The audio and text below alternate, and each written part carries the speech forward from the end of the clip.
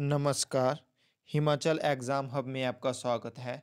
आज दिनांक 3 दिसंबर 2022 और आज हम प्रीवियस ईयर पेपर के क्वेश्चन डिस्कस करेंगे, जिसमें हिस्ट्री के क्वेश्चन, पॉलिटी के क्वेश्चन, ज्योग्राफी के क्वेश्चन और साइंस के क्वेश्चन रहेंगे। और ये क्वेश्चन डिटेल में डिस्कस किए जाएंगे। जैसे कोई भी आने वाला एग्ज़ाम हो आपका, जैसे हाई कोर्ट क्लर्क का हो, आपका कंडक्टर का एग्ज़ाम हो, स्टेनो का एग्ज़ाम हो, जो भी आपका एग्ज़ाम हो, उसमें ये क्वेश्चन जो भी क्वेश्चन एक टॉपिक से बनते हैं, जितने भी क्वेश्चन आज तक उस टॉपिक से पूछे गए हैं प्रीवियस ईयर पेपर में, वो सभी आपको बताए जाएंगे, जिससे आपकी तैयारी और भी अच्छी हो जाएगी आने वाले एग्ज़ाम में। तो आइए, तो सबसे पहले आप टेलीग्राम ग्रुप ज्वाइन कर लें। @हिमाचल एग्ज़ाम हब के नाम से टेलीग्राम ग्रुप है। इसमें ये रहेगा कि आजकल जो भी करंट के पेपर चले हुए हैं, हमीरपुर बोर्ड के या शिमला से पेपर ले रहे हैं, या HP बोस धर्मशाला पेपर लेंगे आगे, टैट के पेपर, तो वो सारे पेपरों के PDF आपको टेलीग्राम ग्रुप पे मिल जाएगी। तो आप टेलीग्राम ग्रुप जल्दी से जल्दी ज्वाइन कर लीजिए। तो आइए डिस्कस करते हैं क्वेश्चन नंबर 121 से। The great law giver of ancient time was, प्राचीन समय का महान विधिदाता था। तो ये थे आपके मनु। ए इसका सही आंसर होगा। अगर हम बात करें कि एंशियंट टाइम में और किस किस ने क्या दिया, तो ये क्वेश्चन पूछा जाता है प्रीवियस ईयर पेपर में कि जो सांख्य दर्शन है वो किसके द्वारा दिया गया। तो ये दिया गया आपका कपिल के द्वारा।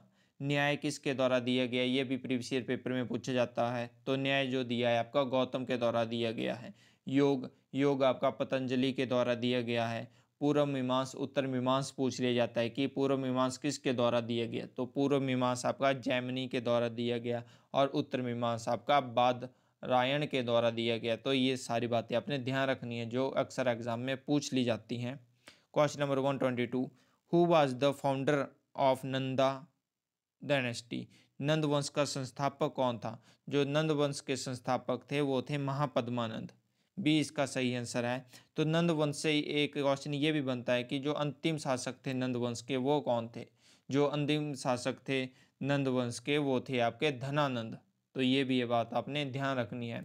और क्वेश्चन ये भी पूछा जाता है कि जो महापद्मानंद है, जो नंदवंश के संस्थापक हैं, इनको और किस नाम से जाना जाता है। तो इनको जाना जाता है उग्रसेन के नाम से। तो ये क्वेश्चन भी प्रीवियस ईयर पेपर में पूछा जा चुका है। और जो एक क्वेश्चन पूछा जाता है कि जो नंदवंश, तो जो सिकंदर, जो नंदवंश का समकालीन, नंदवंश के समकालीन कौन थे, तो सिकंदर नंदवंश का समकालीन था। ये भी क्वेश्चन प्रीवियस ईयर पेपर में पूछा गया है। Question number 123, who was the author of Buddha चरित्र, बुद्ध चरित्र का लेखक कौन थे। तो जो बुद्ध चरित्र के लेखक थे वो थे आपके असफ घोष। सी इसका सही आंसर है। तो अगर हम बात करें असफ घोष की, तो असफ घोष से क्वेश्चन बनता है कि जो असफ घोष हैं वो किसके दरबार में थे। तो वो कनिष्क, जो किंग कनिष्क थे, राजा कनिष्क थे, उसके दरबार में थे असफ घोष। ठीक है, तो ये बात भी आपने ध्यान रखनी है, जो अक्सर एग्जाम में पूछ ली जाती हैं। जो कनिष्क थे, ठीक है, तो कनिष्क के दरबार में और कौन कौन थे। दो चरक, नागार्जुन, वसुमित्र, ये सब भी कनिष्क के दरबार में थे। ठीक है, तो ये बात भी आपने ध्यान रखनी है। नेक्स्ट क्वेश्चन 124, लिंगराज मंदिर कहाँ स्थित है। तो लिंगराज जो मंदिर है वो स्थित है आपका भुवनेश्वर में। 124 का ए सही आंसर है, भुवनेश्वर उड़ीसा में पड़ा। ठीक है, तो अगर हम बात करें कि टेम्पल्स के बारे में ही बात करें, एक तो ये हो गया कि लिंगराज टेम्पल कहाँ पे है, तो ये भुवनेश्वर उड़ीसा में है। तो उड़ीसा में और कौन सा फेमस टेम्पल है, एक आपको ये भी पता होना चाहिए, जो अक्सर एग्जाम में पूछा जाता है।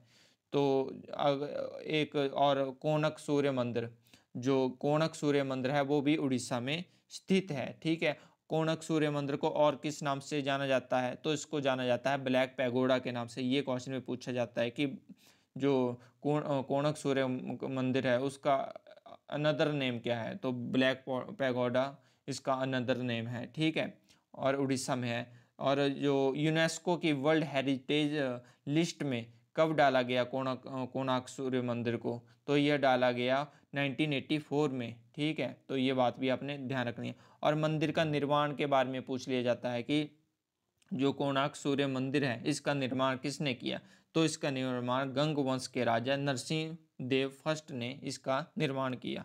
तो ये बात भी आपने ध्यान रखनी है, जो अक्सर एग्जाम में पूछ ली जाती है कि इसका निर्माण किसने किया, कौन कौन से राजा ने किया। नेक्स्ट क्वेश्चन 125, मोहम्मद बिन तुगलक किस में निपुण था? मोहम्मद बिन तुगलक वाज प्रोफिशेंट इन, तो ये निपुण थे आपके दर्शन में, फिलॉसफी में ये निपुण थे। डी इसका सही आंसर होगा 125 का। अगर हम मोहम्मद बिन तुगलक के बारे में बात करें कि इससे कौन कौन से क्वेश्चन प्रीवियस ईयर पेपर में पूछे गए हैं, जैसे मोहम्मद बिन तुगलक का रियल नेम पूछा जाता है कि मोहम्मद बिन तुगलक का रियल नेम क्या था, तो इनका रियल नेम था जौना खां। जौना खां इनका रियल नेम था, ठीक है। और क्वेश्चन ये बनता है कि इससे कि जो इन्होंने अपनी, मोहम्मद बिन तुगलक ने कैपिटल कहाँ शिफ्ट करी थी दिल्ली से, तो इन्होंने दिल्ली से अपनी कैपिटल शिफ्ट करी थी दौलताबाद में। ये भी क्वेश्चन पूछा जाता है, ठीक है। और ये एक पूछा जाता है कि इन्होंने एक डिपार्टमेंट, जो विभाग है, विभाग की स्थापना की, किस विभाग की स्थापना की, तो दीवाने कोही नामक विभाग की स्थापना करी है मोहम्मद बिन तुगलक के द्वारा, ठीक है। तो ये स्थापना क्यों करी दीवाने कोही नामक विभाग की, तो कृषि के विकास के लिए स्थापना करी इस डिपार्टमेंट की मोहम्मद बिन तुगलक ने।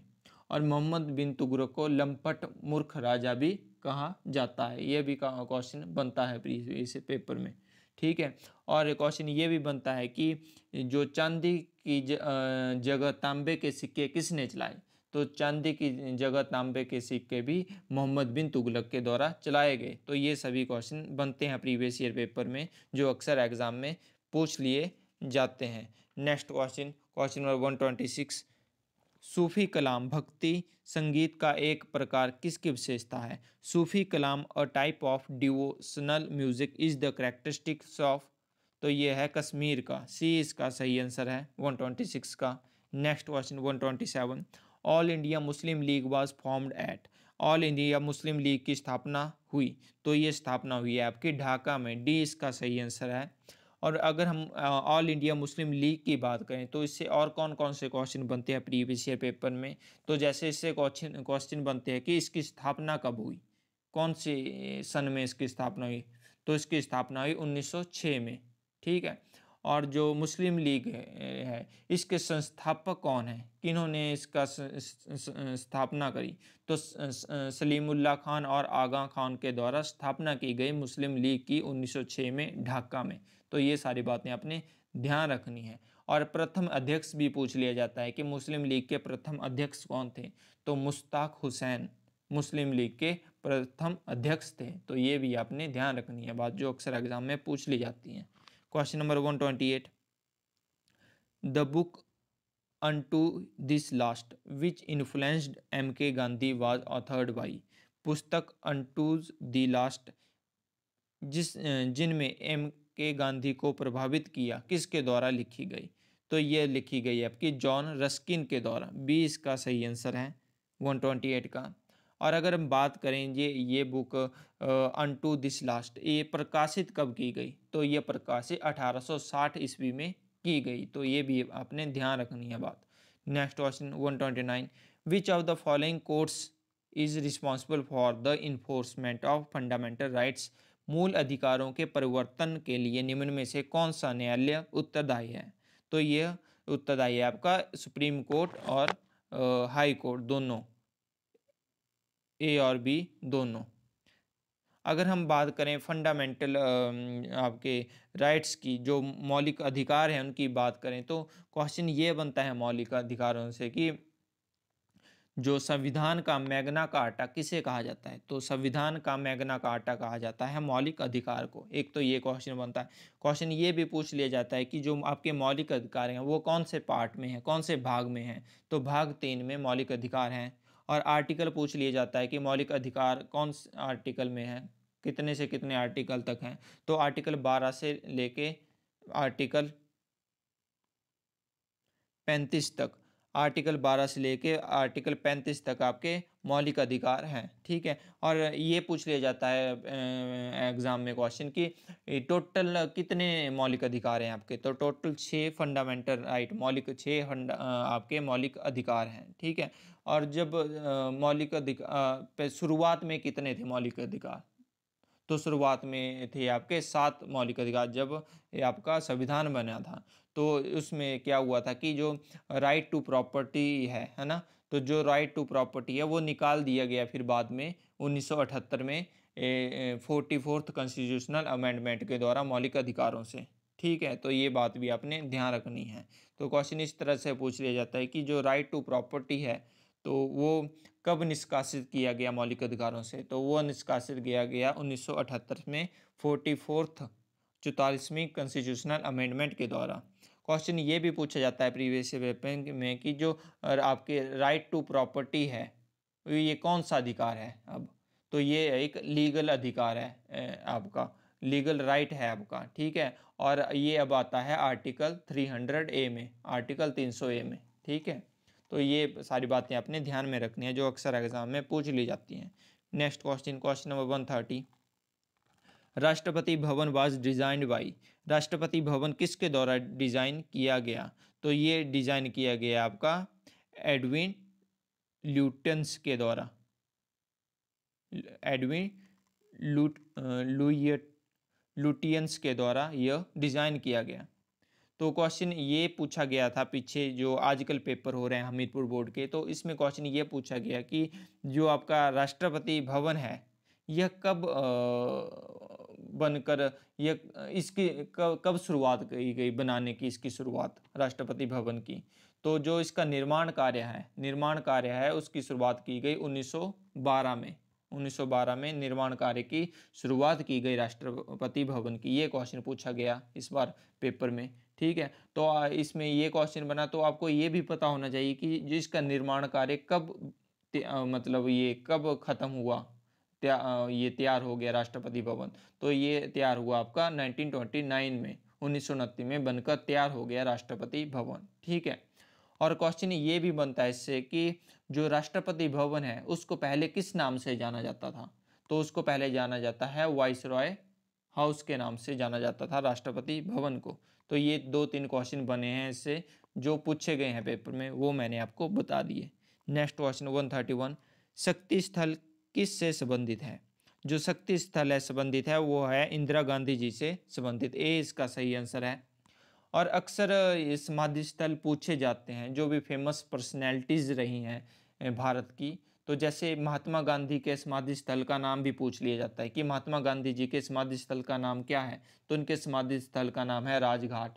ठीक है, और क्वेश्चन ये पूछ लिया जाता है कि लाल बहादुर शास्त्री जी के समाधि स्थल का क्या नाम है? तो लाल बहादुर शास्त्री के समाधि स्थल का नाम विजय घाट है। ठीक है, राजीव गांधी जी के समाधि स्थल का नाम वीर भूमि है। पंडित जवाहरलाल नेहरू जी के समाधि स्थल का नाम शांति भवन है।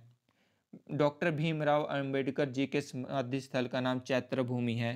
ठीक है, और अटल बिहारी वाजपेयी जी के समाधि स्थल का नाम स्मृति स्थल है। तो ये सारे आपने ध्यान रखने हैं समाधि स्थल जो किसी न किसी एग्जाम में अक्सर पूछ लिए जाते हैं। Next question 132, where was the first parliamentary form of government formed? प्रथम संसदीय स्वरूप की सरकार कहाँ बनी थी? तो यह बनी थी ब्रिटेन में। 132 का ए सही आंसर है। Next question 133, the speaker vote in Lok Sabha is called? Lok Sabha में स्पीकर का वोट कहलाता है तो यह कहलाता है आपका कास्टिंग वोट। 133 का ए सही आंसर है। Next question 134, 20 point program was first launched in the year? 20 सूत्री कार्यक्रम प्रथम बार इस वर्ष प्रारंभ किया गया। तो यह प्रारंभ किया गया आपका 1975 में, 1975 में शुरू किया गया 20 सूत्री कार्यक्रम 20 पॉइंट प्रोग्राम। तो क्वेश्चन इससे और भी बनता है 20 पॉइंट प्रोग्राम से। एक तो ये पूछ लिया जाता है कि जो 20 पॉइंट प्रोग्राम है ये कौन से 5 ईयर में लॉन्च किया गया? तो ये लॉन्च किया गया आपका 5th 5 ईयर प्लान में। ठीक है, और किसके द्वारा लॉन्च किया गया 20 पॉइंट प्रोग्राम, ये भी क्वेश्चन बनता है। तो ये लॉन्च किया गया इंदिरा गांधी जी के द्वारा। Next question 135, which state of India has the largest area? Bharat के किस राज्य का क्षेत्रफल सबसे ज़्यादा है? तो ये सबसे ज़्यादा क्षेत्रफल है डी, राजस्थान का। तो क्वेश्चन इससे ये भी जनरेट होता है प्रीवियस ईयर पेपर में, अक्सर ये क्वेश्चन पूछ लिया जाता है कि जो स्मॉलेस्ट एरिया है, which state of India has the smallest area? ठीक है, इस तरह से भी क्वेश्चन पूछा जाए। तो स्मॉलेस्ट एरिया है गोवा स्टेट का, ठीक है। और गोवा स्टेट से ही क्वेश्चन और बन के आता है प्रीवियस ईयर पेपर में कि जो गोवा स्टेट है वो कब बनी। तो यह बनी आपकी 30 मई 1987 को, 30 मई 1987 में बनी Goa state. Question number 136, Bharat निर्माण योजना इज रिलेटेड टू। भारत निर्माण योजना संबंधित है, तो ये किससे संबंधित है? तो ये संबंधित है आपकी इंफ्रास्ट्रक्चर डेवलपमेंट से। 136 का ए सही आंसर है। अगर हम बात करें भारत निर्माण योजना की, तो इसकी शुरुआत कब की गई? तो 16 दिसंबर 2005 को इसकी शुरुआत की गई। क्यों शुरुआत की गई, ये भी क्वेश्चन रेज होना चाहिए आपके माइंड में कि शुरुआत की गई क्यों की गई। तभी तो पूरा कॉन्सेप्ट आपका क्लियर होता है, अगर आपको सभी तरह से पता हो इस टॉपिक के बारे में। तो इसकी शुरुआत की गई ग्रामीण लोगों को बेहतर जीवन प्रदान करने के लिए भारत निर्माण कार्यक्रम की शुरुआत की गई। शुरुआत 16 दिसंबर 2005 को की गई। ये भी क्वेश्चन पूछ लिया जाता है कि भारत निर्माण योजना की शुरुआत कब की गई, कौन सी डेट को की गई? तो यह की गई 16 दिसंबर 2005 को। Next question 137, in India the community development program was started on. Bharat में सामुदायिक विकास कार्यक्रम प्रारंभ किया गया। तो यह प्रारंभ किया गया आपका अक्टूबर 2 1952 को। 137 का ए सही आंसर है, ठीक है। अगर हम बात करें कम्युनिटी डेवलपमेंट प्रोग्राम की, सामुदायिक विकास कार्यक्रम की, तो इसका उद्देश्य क्या था, ये भी आपको पता होना चाहिए। तो इसका उद्देश्य था आपका कृषि का विकास, पशुपालन का विकास, सिंचाई का विकास, शिक्षा का विकास। तो विकास करना इसका उद्देश्य था। नेक्स्ट क्वेश्चन 138, ये ज्योग्राफी का क्वेश्चन है। 138, the tropic of cancer does not pass through. कर्क रेखा नहीं गुजरती है। तो कर्क रेखा जो नहीं गुजरती है, ये नहीं गुजरती है पाकिस्तान से। 20 का सही आंसर होगा 138 का। Next question 139, which of the following is the newest geological era. निम्न में से कौन सा नवीनतम भूवैज्ञानिक युग है? तो ये है आपका क्रीटेस। सी इसका सही आंसर है। क्रीटेसस आपका न्यूवेस्ट जियोलॉजिकल इरा है। Next question 140, earthquakes are caused by. तो जो भूकंप किसके कारण होते हैं? तो भूकंप होते हैं आपके टेक्टोनिज्म से। बी इसका सही आंसर है। Next question 141, which of the following is the largest hot desert of the world. निम्न में से कौन सा विश्व का सबसे बड़ा गर्म रेगिस्तान है? तो ये है आपका सहारा डिजर्ट। 141 का सी सही आंसर है। अगर हम बात करें सहारा रेगिस्तान की, तो सहारा जो डिजर्ट है, रेगिस्तान है, तो यह कहाँ कहाँ पे इसकी लोकेशन है, कहाँ पे पाया जाता है? तो ये पाया जाता है आपका नॉर्थ अफ्रीका की कंट्रीज़ में। जो नॉर्थ अफ्रीका की कुछ कंट्री हैं वहाँ पे सहारा डिजर्ट आपका स्थित है। तो ये भी बात आपको पता होनी चाहिए। नेक्स्ट क्वेश्चन 142, निम्न में से कौन सी गर्म समुद्री धारा है? विच of the following is a warm ocean current. तो ये है आपकी गल्फ स्ट्रीम। बी इसका सही आंसर है 142 का।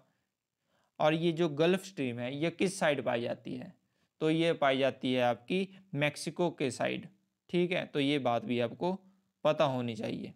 Next question 143, the boundary line between India and China is called. Bharat और चीन के बीच सीमा रेखा कहलाती है। तो यह कहलाती है आपकी मैकमोहन लाइन। 143 का ए सही आंसर है।